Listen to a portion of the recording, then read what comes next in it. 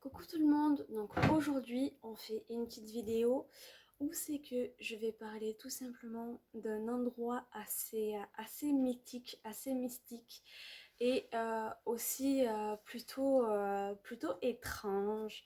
Alors actuellement je ne peux pas le visiter parce qu'il n'est plus dans le cadre d'un urbex. Donc, du coup, je me suis dit, pour faute de ne pas vous montrer l'endroit et vous expliquer l'endroit dans, directement devant le bâtiment et vous montrer tout simplement le bâtiment en temps réel, j'ai pu trouver énormément, façon de parler. Tout ça, ça c'est tout simplement l'histoire de ce bâtiment. Donc, du coup, pourquoi pas ne pas commencer maintenant? C'est tout de suite.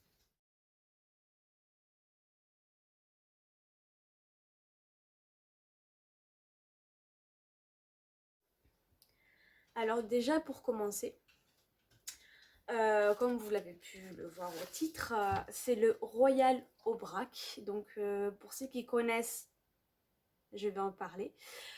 Pour ceux qui ne connaissent pas, eh bien, installez-vous confortablement. Prenez du popcorn, de l'eau, de ce que vous voulez. Parce que je vais vous raconter son histoire. Enfin, de ce que j'ai pu voir. Alors, pour commencer, le Royal Aubrac, déjà, il est bien spécial. Bien que peu d'informations sur celui-ci, il est utilisé en tant que sanatorium. Donc, le sanatorium, comme vous le savez, c'était dans les temps où c'est qu'il y avait des tuberculoses et plein d'autres maladies comme ça. Et donc, du coup, voilà. Il cessa toute activité dans les années 1950 quand les médicaments pour soigner et guérir les maladies de ces années-là. Le bâtiment en lui-même est assez immense. Il se situe sur 4 niveaux comme vous pouvez le voir sur les photos précédentes. Et il fait plus de 3600 mètres carrés, mètres cubes. Mais enfin, c'est mètre 2, je sais pas le dire, excusez-moi. C'est 60 chambres qu'il peut accueillir jusqu'à 250 lits. Fermé de 1950 à 1980, voire 1990, le bâtiment fut réouvert puis désaffecté pour faire quelques travaux, pour au final accueillir des colonies de vacances et des classes de découverte. Mais le bâtiment était devenu un gouffre financier. Il a donc dû fermer ses portes. En 2008, ce bâtiment trouve enfin un acquéreur où celui-ci va y faire des travaux pour transformer ce bâtiment en un hôtel. Pendant longtemps, on pensait que le lieu était abandonné ou hanté. Pourtant, aujourd'hui, il est ouvert et c'est devenu un gîte dans un petit bâtiment et un hôtel dans le bâtiment principal. Donc oui, je me suis bien renseignée sur le sujet. Au jour d'aujourd'hui, l'hôtel, aux dernières nouvelles, l'hôtel était toujours ouvert. Le Royal Aubrac était toujours ouvert.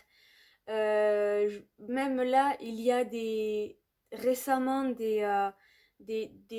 comment ça s'appelle, euh, comme des personnes qui ont donné leur avis sur Internet, qui datent de 2019, voire même plus récent pour certains.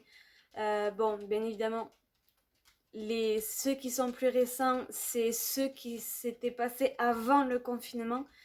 Donc, du coup, on peut voir que effectivement, le bâtiment a été toujours ouvert jusqu'à avant le confinement. J'ignore si actuellement, là, au jour d'aujourd'hui, c'est-à-dire là, on est le 1er août 2020, j'ignore s'il est toujours ouvert parce que tout le monde le sait, après le confinement qu'on a eu, beaucoup de commerces, beaucoup de patrons ont dû mettre la clé sur la porte pour beaucoup de leurs bâtiments parce que malheureusement le confinement a eu raison de ses victimes. Excusez-moi, hein. Mais clairement, ce qui s'est passé, c'est que j'ignore si là, au jour d'aujourd'hui, il est toujours ouvert ou non. Étant donné que de base, c'est un bâtiment qui est généralement un gouffre financier. Parce que dans le sens où c'est que déjà, quand ils ont créé le sanatorium, qui est petite belette? Attendez, excusez-moi. Voilà.